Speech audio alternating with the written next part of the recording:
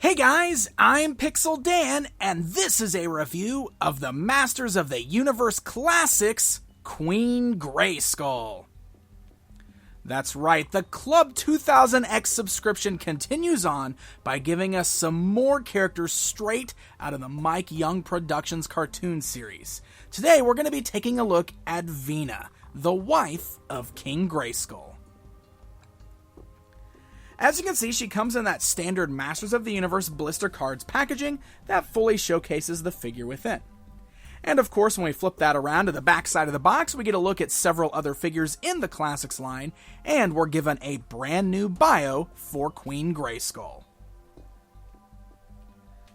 Now, upon removing her from the box, you will notice that there is some minor assembly with her wings there, but it's very simple to do. They're just on a peg system, and you can see that she has two holes right there in the small of her back. The pegs on the wings fit perfectly in place, and once they're in there, they're nice and snug, and they really lock in there tight, and then you're ready to go. Vina is ready for display. So let's go ahead and check her out.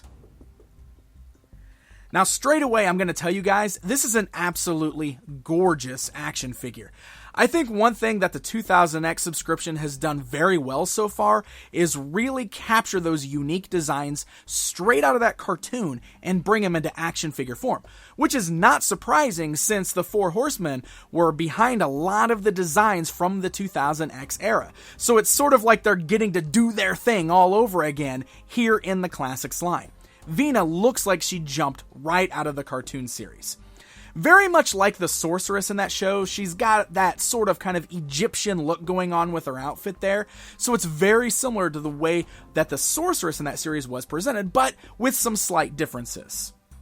I want to go ahead and start by taking a look at the head. Now, the face sculpt on there is beautiful. I absolutely love it. Like I said, it's another place where I feel like they did a great job of capturing the likeness of the character straight out of the cartoon.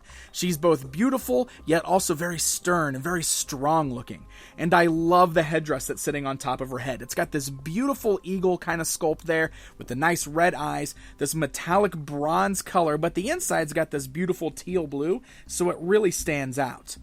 The only weird little thing going on with this that I want to point out is that the headdress, while non-removable, does seem to be sitting on top of her head slightly askew. It's not perfectly straight on her head. This might just be something with mine personally, and honestly, it's not that big of a deal. It's something that I sort of noticed just while playing around with her, but looking at her just, from a distance or just kind of the way she's posed, you probably won't even notice it. So really, that's just a minor nitpick on my part. The rest of the outfit looks really good, and one of the things that's very cool about Vina here is that she's got quite a bit of unique sculpting going on. You can see she's got the great skirt piece there that's got that same kind of bronzish color on the sides with a nice teal loincloth hanging down the front, and it's made of a nice soft flexible plastic as to not hinder the articulation, which we're going to look at in just a bit. She also has unique forearm bracers there. Again, beautiful sculpt, great paint, nice teal jewels on there. And I love all of the ornate designs, especially on the upper torso there, which is also brand new sculpt. This is all sculpted. The whole upper body there is a solid sculpt, and it's very, very nice looking. Really, really love that. And another place, of course, where she gets a new sculpt and very much shines is down here in the feet. She is our first female figure with a barefoot sculpt. So very, very nice looking on here. Overall, I think the paint is very clean, very bright, and the sculpt just looks absolutely amazing on her. Like I said, looks like she jumped right out of the cartoon, which is perfect. So I have no complaints about that sculpt whatsoever.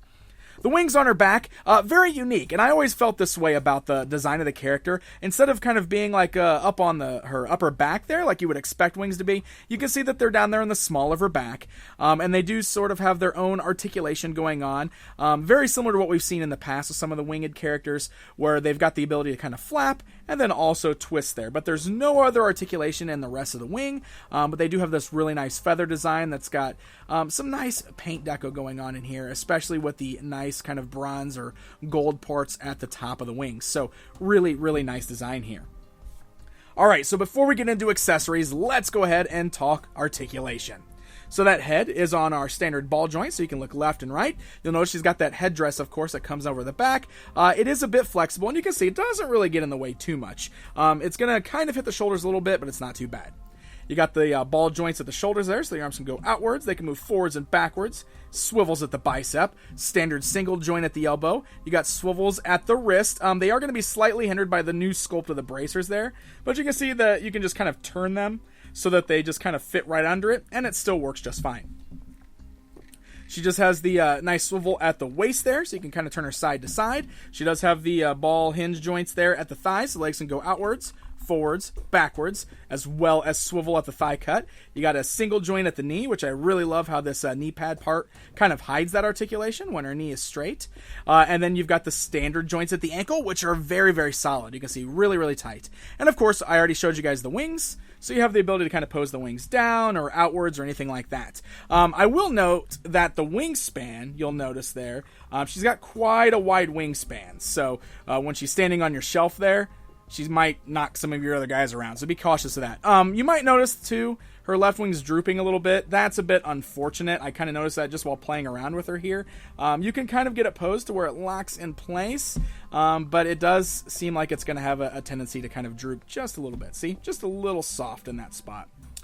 But hopefully it's not going to be too bad all the way around, because it's really cool when you start really posing her wings around. She looks really, really great with those wings kind of out and ready to fly. So let's talk about some of the accessories that she comes with. The first accessory is this little shawl piece here that she wears. It's an interesting piece. It's part of the outfit, of course, that we saw her with in the cartoon series. You'll notice that Mattel did sculpt this, but they made it in a very gummy, very soft, pliable plastic to try to make it like a piece of cloth. And the way that she wears this is it kind of wraps right around her waist there, and then she just kind of drapes it over her forearms like so. They've got it sculpted in such a way where it kind of fits around her back and then drapes over her arms, but because it's still sculpted, even though it's soft plastic, you'll notice that it doesn't lay right. It is going to stick out kind of to the sides instead of laying down like it's supposed to. So, it's an interesting piece, and it works okay, and you can get some decent poses with it, but it's one of those things that, I don't know, you may not really need this, especially if you're going to put her in battle poses anyway. It kind of, doesn't allow you to move the arms a lot because it has to rest on the arms. So let's get that out of the way, and then we'll bring in the Sorceress Staff. There is the famous staff. Beautiful gold color. You can see it's a little pliable, but it's not too gummy. It's actually nice and solid.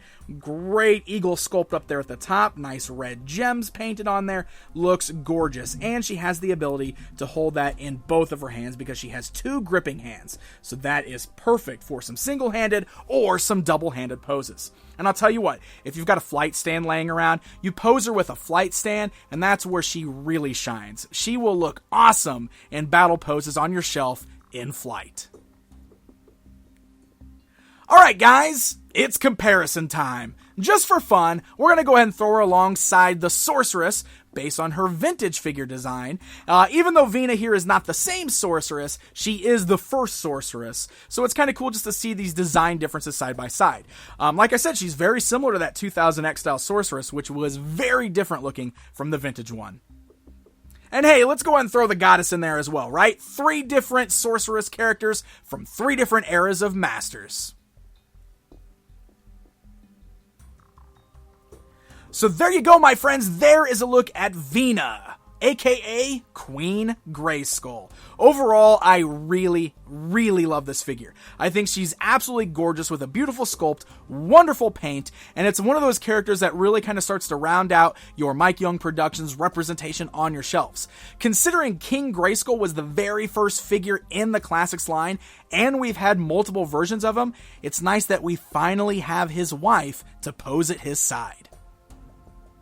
So Queen Grayskull is part of that Club 2000X subscription and will be made available on MattyCollector.com on November 16th, 2015. So happy hunting, my friends, and until next time.